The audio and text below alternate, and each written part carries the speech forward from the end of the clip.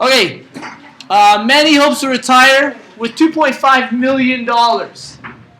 He has an account that gives 4% annually, compounded semi-annually. How many times a year is semi-annually? Twice. Twice. Okay? So we know that the C is going to be equal to 2, a compound period. He will retire in 50 years, so our years are going to be 50. Manny wants to know what his monthly payments would need to be in order to retire this amount. Now, this is a different type of question because the monthly payments, okay, and the compound period are not the same. In the other question, we had done monthly and monthly. It compounded monthly, he paid monthly. Very straightforward. We actually have to do a bit of thinking on this question, okay? What we're going to do is we're going to convert the amount at the end to monthly, okay? So even though this says monthly, we're going to focus on the compound period. The compound period in this question is semi-annually. So we're going to work with C being just the number 2. Will be our compound period, okay? The interest rate is 4% annually. You know that. And the future value, the amount he wants to have when he retires, is $2.5 million. And he's going to do this in 50 years, he says. Okay? So 50 years is how long this is going to take. So we take our future value of an annuity. Our A is going to be the amount. So what was the amount in this question? 2.5 million was our amount. Our years are 50, so we need to calculate our I and our N. So I is the interest rate, which is 0.04, divided by, what was the compound period? 2. Okay, so remember, we're focusing on 2. We'll convert it to months at the end of this. N, 0.04 is because it's 4%. We convert it to a decimal. N is our years, which is 50. And again, what is the compound period? 2. 2. Okay. And we'll, again, convert it to months at the end. So we have 50 times 2 for our N. So our N is going to be 100. So this is going to compound 100 times in 50 years, which makes sense, twice a year. And our interest rate of 0.04 divided by 2. 0.02. Yeah. So our I is going to be 0.02. Okay. So we have our amounts here. We're going to put them in the equation. Our amount is 2.5 million, so that's 2,500, 3 more zeros, is equal to regular payments. That's what his monthly payments are going to be. But in this question, we haven't done things by monthly. What have we done them by? Semi-annually. So what we're actually figuring out are semi-annual payments, our regular payments right now. And then at the end, we'll convert it to months, and we'll try to make sense of it all. So we're still looking for R. We have 1 plus I is 0.02 to the power of 100. Subtract 1. And then all divided by what? 0.02. Okay. Now the goal here is to actually isolate R. Just like in any other algebraic equation, we're looking for the variable. We're trying to find out what R is going to be in this question. So let's highlight that. We're looking for our R. So I need to move 0.02 to the other side of the equation to start.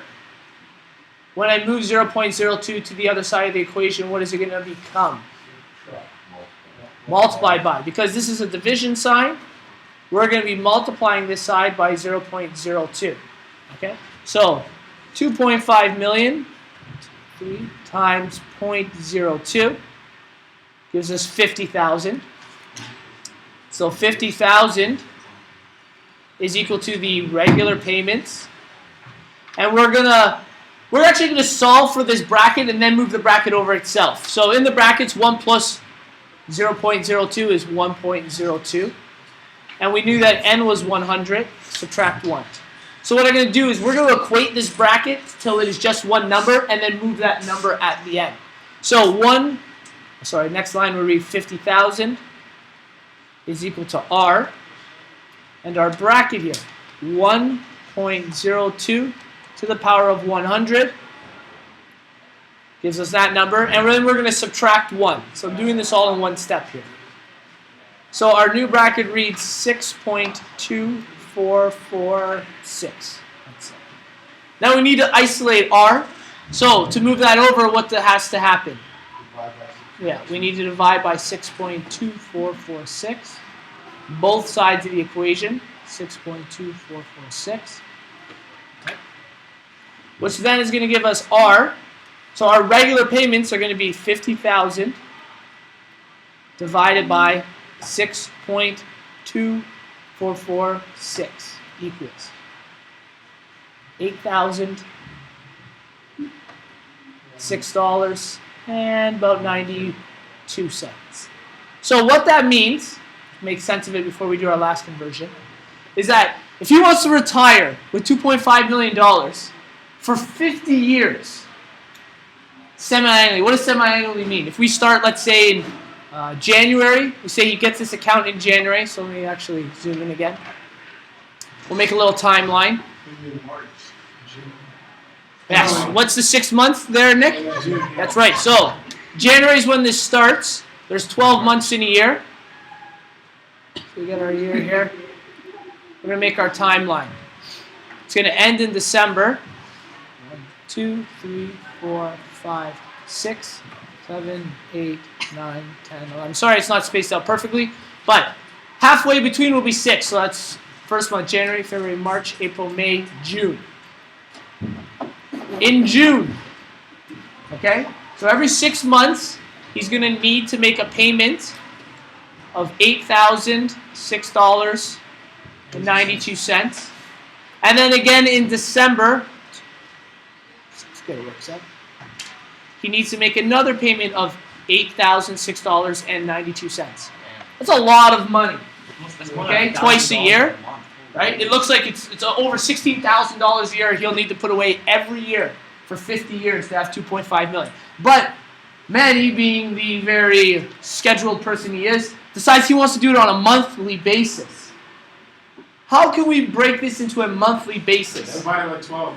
Is it by 12? Divided by 6, because it's semi-annual, right? Okay. He's doing this every 6 months. And this is very important because you're going to get questions like that where the payment period and the compound period don't match up. So we'll need to do converting at the end. So we have that $8,091.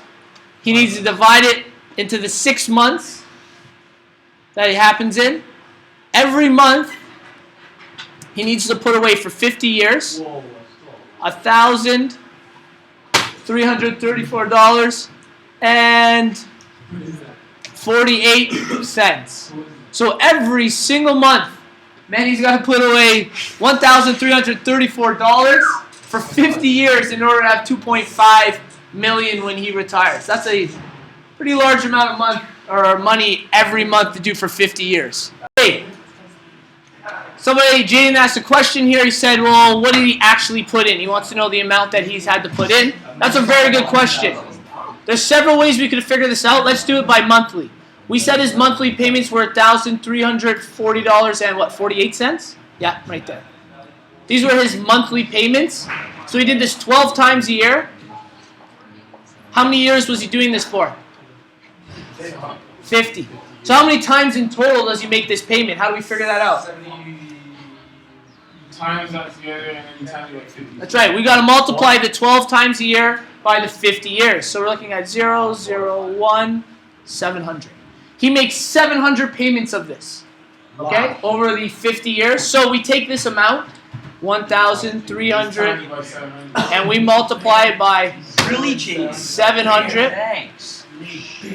So times $700.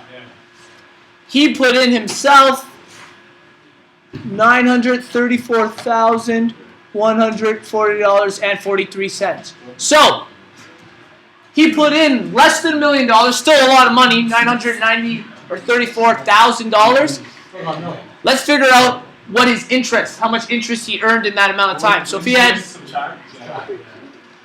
$2 million, subtract the amount above.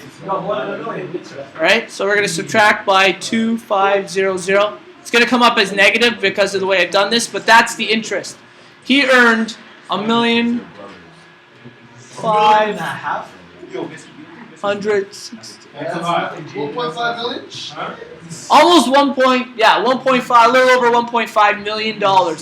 He earned in interest over 50 years. So I rounded all the numbers, and I ended up getting $750,000 because I rounded them. You got another what? What's that? I rounded them, and I did them on calculator, and I got $1,750,000.